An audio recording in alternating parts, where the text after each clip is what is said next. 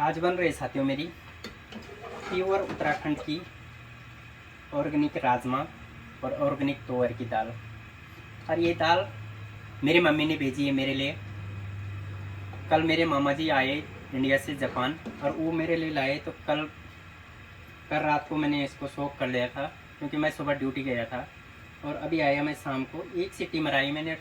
ये दाल तुअर और राजमा बिल्कुल ऐसी गल चुकी है कि बिल्कुल एकदम। और इसमें कुछ नहीं करना है, इसमें खाली नमक डालो और हल्दी और जीरा पाउडर और थोड़ा सा धनिया पाउडर, बाकी कोई मसाला डालने की ज़रूरत नहीं है। लेकिन ये जो टेस्ट हो रही है ना भाई साहब, जितनी ये टेस्टी हो रही है, इसमें अपना एक तो टेस्ट है, एक अपनी माँ की याद आ जाती है कि किस तरह से मेरी मम्मी ने इसको बोने से, उगाने से, इसको निकालने से जो उनकी मेहनत है ना, याद आ जाती है। आँखों में आंसू आते हैं क्योंकि हमने अपनी मम्मी के साथ में बचपन में काम करा है। तो जिसने भी काम करा है उत्तराखंड भाई ने अपनी मम्मी के साथ में खेतों में, तो ज़रूर कमेंट करें और बताएं मेरे को कि हाँ ये चीज़ हकीकत में है। ज़रूर बताना, क्योंकि मेरे को पता है कि इसमें कितनी मेहनत लगती है इस दाल को निकालने में। और 1 किलो दाल निकालने में मेरी मम्मी 50-60 साल की उम्र में, 60 साल की उम्र में, अभी उत्तराखंड में जो है, सबको पता है उत्तराखंडी लोगों को, लेकिन जो बाहर के भाई हैं जो मेरी वीडियो देखते हैं उनको मैं बोलना चाहता हूँ, उत्तराखंड में ऐसे सीढ़ी नुमा खेत होते हैं, ऐसे ऊपर ऊपर। तो नीचे जहाँ से हमारे खेत हैं तो कम से कम आधा किलोमीटर ऊपर चढ़ाई पे चढ़ना पड़ता है। और मेरी मम्मी ने जिस दिन बोया होगा उस दिन भी गई, जिस दिन इसकी गुड़ाई निराली हुई उस दिन 2-4 दिन उस टाइम गई, जब इसको निकाला तब गई होगी, जब घर लाई तब। इसको ऐसा नहीं कोई मशीन से इसकी कुटाई हुई, खुद डंडे से कूटा, खुद इसको बनाया, फिर सुखाया, फिर भेजा हमारे लिए। तो जो मेरी मम्मी की इसमें मेहनत है, तो मेहनत, उसी मेहनत का फल है कि आज हमें खाने को मिल जाए। और ये हमारी लास्ट जनरेशन है जो हम लोग हैं कि अपनी माँ बापों की और गढ़वाल की ऑर्गेनिक चीज़ें खा रहे हैं। इसके बाद मेरी बीबी हो या किसी की गढ़वाली भाई, जो भी 80% 90% जो लोग थोड़ा ठीक ठाक हैं, जो अपनी मेहनत से, जिन्होंने किसी की कुछ भी कर रहे हैं, उन्होंने सारे, आपको पता है उत्तराखंड में स्वास्थ्य और शिक्षा कितनी, क्या लेवल है सब इस चीज़ का, तो हर किसी ने पलायन कर दिया। तो हमारे बच्चे इस चीज़ को आगे, खाना तो दूर की बात, इसको देखना भी हमारे बच्चों को नामुमकिन हो जाएगा।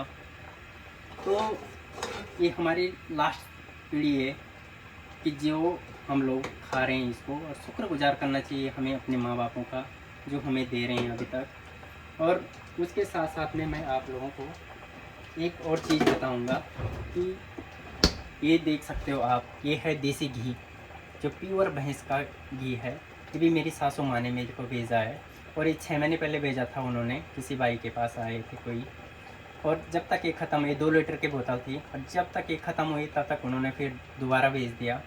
तो ऐसी चीज़ें ज़िंदगी में फिर दोबारा कभी नहीं मिलेंगी आने वाली पीढ़ी, क्योंकि कोई भैंस पालेगा नहीं आज की पीढ़ी, क्योंकि हर किसी को दौड़ है, या तो जॉब की, या तो जो भी आज की नई जनरेशन है, ऐसा गढ़वाल में कोई नहीं करना चाहता है ये काम।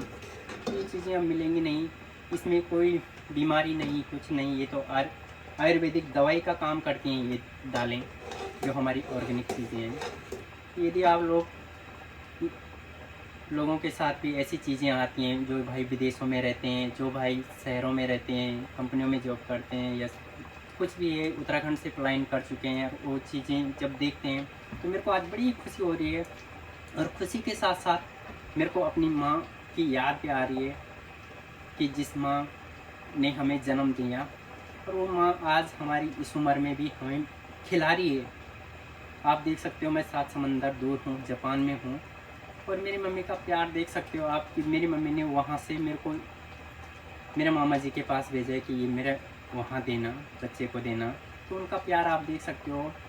और मैं ये नहीं कह रहा हूँ कि सब लड़के ख़राब होते हैं, लेकिन कुछ भाई लोग ऐसे भी हैं कि जो अपने बच्चों के लिए पलायन हो चुके हैं और उनको सिटी में रखा है, माँ बाप गाँव में हैं।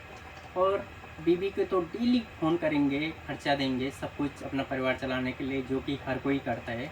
लेकिन माँ बापों की तरफ कभी 1 महीने में 1 बार भी फ़ोन नहीं करते हैं। मैं उन भाई लोगों को भी बताना चाहता हूँ, मेरी बात का बुरा न मानें, एनालाइज़ करें, क्योंकि कल हमने भी बूढ़ा होना है और हमारे बच्चे न जाने कहाँ रहते हैं। तो जो चीज़ आज हम अपने माँ बापों के साथ कर रहे हैं, कल हमारे साथ भी यही चीज़ वापस लौट के आनी है। और जो हम आज करेंगे वही हमारे पास वापस आएगा। तो आज हमें अपने माँ बापों को मेरे को लगता है कि माँ बाप एक ऐसी चीज़ है कि माँ बापों भगवान को पूजना और माँ बापों को पूजना बराबर है। जब तक माँ बाप जिंदा हैं, मरने के बाद तो तुम कुछ भी करो, भागवत करो, कुछ करो, उससे कोई फ़र्क नहीं पड़ने वाला। लेकिन जब तक माँ बाप जिंदा हैं, उनको आप घर में उनको रिस्पेक्ट देते हैं, तो उनको माँ बापों को बाहर भी रिस्पेक्ट ही मिलेगी और आपको भी खुद को रिस्पेक्ट मिलेगी। यदि आपने माँ बापों की रिस्पेक्ट करना छोड़ दिया, तो ना तो खुद को रिस्पेक्ट मिलेगी और ना आपके बच्चे आपको रिस्पेक्ट करेंगे। तो मेरे कहने का मतलब ये है, कभी कभी पहले तो हर दिन हो सके, हर दिन नहीं तो दूसरे तीसरे दिन अपने माँ बापों को ज़रूर एक बार कॉल करनी चाहिए। जैसे हम लोग विदेशी लोग हैं, क्योंकि हमारा टाइमिंग का फ़र्क हो जाता है, कई बार लेट हो जाती है या देर सवेर, तो उस चीज़ का तो चलता है। लेकिन हमेशा अपने माँ बापों को रिस्पेक्टफुल रखना चाहिए और शुक्रगुजार करना चाहिए। तो धन्यवाद दोस्तों। यदि मेरी बात आप लोगों को सही लगी तो कमेंट करना, और यदि ख़राब भी लगे तो मेरे को बताना कि मैं ख़राब हूँ। लेकिन मेरी यही सोच है भाई अपने माँ बापों के प्रति, क्योंकि माँ बाप हमेशा इंसान के भगवान से सर्वोपरि हैं, ऊपर वाले और माँ बापों में कोई फ़र्क नहीं है। जिन्होंने जन्म दिया, जो हमारा जन्मदाता हैं, उनमें कोई फ़र्क नहीं है। तो धन्यवाद आप सभी का। Thank you so much.